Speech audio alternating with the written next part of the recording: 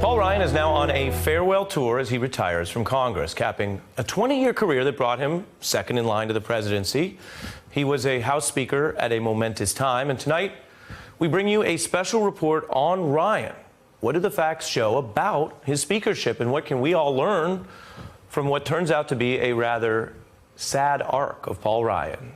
What can we learn about today's politics? Now, our special report on Ryan deals in facts, in numbers. And the facts suggest a wider verdict on the Republican Party's modern approach to the budget, to deficits, and to the test of Trumpism. So whatever Ryan's reputation may be right now, let's remember, for starters, top Republicans used to herald Ryan as a budget wonk who would help their party fix America's debt.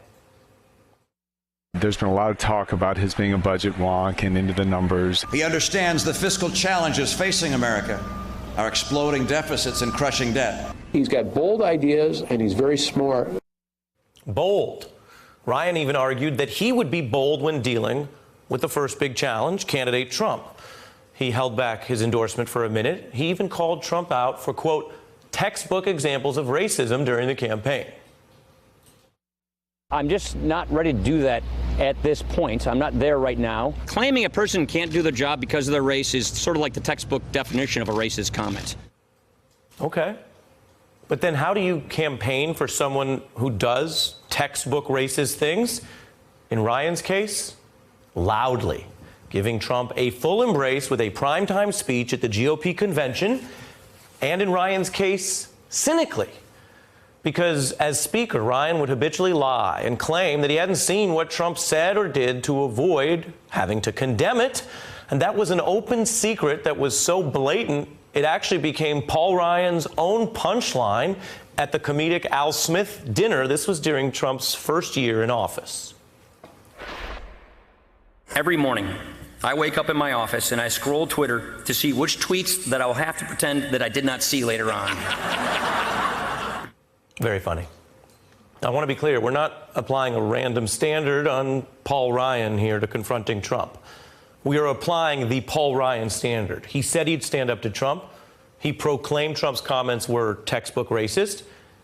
And then, even when he had the second most powerful post in Washington after the presidency, as Speaker, Paul Ryan famously folded. Now, what about Ryan's other major stated passion?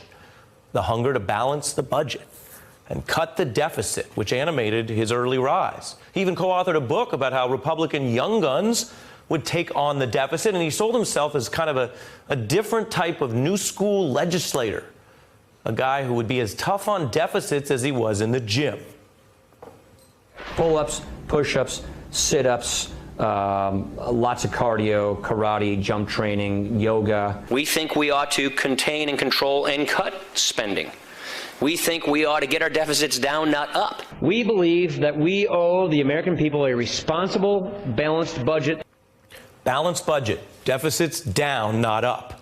That was Ryan's pitch. We all heard it.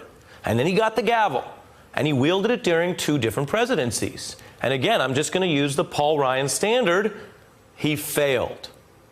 Ryan became Speaker in 2015 when there was a roughly $438 billion deficit. And he oversaw the growth of that deficit to $793 billion. It's now on track to surpass $1 trillion. Wow. So whether you think the deficit's like super important or not as important, let's be clear. As Paul Ryan prepares to leave his big job, he ran on cutting it. We think the wrong answer is to have a new gusher of spending, a new gusher of taxes, and a new gusher of borrowing. A gusher of borrowing, which is what I just showed you he did. And that's not all. There are some Ryan defenders who argue, well, part of that was compromising on policy in the Obama era.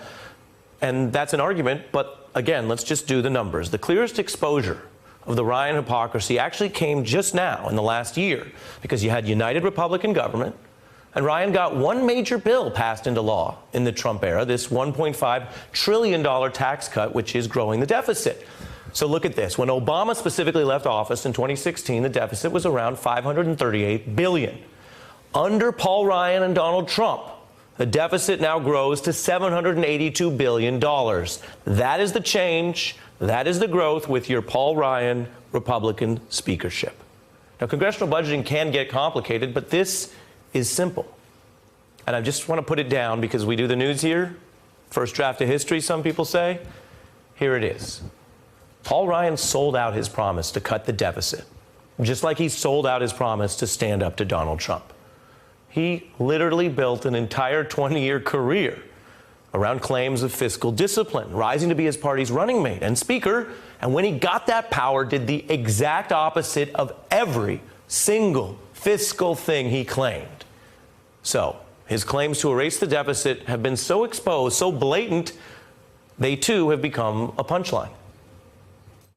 Our economic plan is simple. We are going to close loopholes, bring down tax rates, and erase the deficit. Can you please be more specific? No. Paul Ryan may be laughing. He may go on to a lucrative job. He may not care about selling out a career and acclaimed philosophy. He was also, before I go, I want to tell you this, far less productive than others who've had this speaker's gavel. Whatever you think of their ideology, Newt Gingrich and Nancy Pelosi got several major bills through their House when they were Speaker on all kinds of issues. Paul Ryan basically jammed 2 major bill votes, only one of which became law, which is the one that grew the deficit. That's Ryan's report card. Now, the accountability may already be kicking in. Many of Ryan's co-workers just lost their jobs coming out of his tenure. He leaves as Democrats experience a massive blue wave. They've gained 40 seats in the House. That's adding a new seat tonight, the largest gain in decades. It is a shoddy, hypocritical, and frankly, embarrassing record.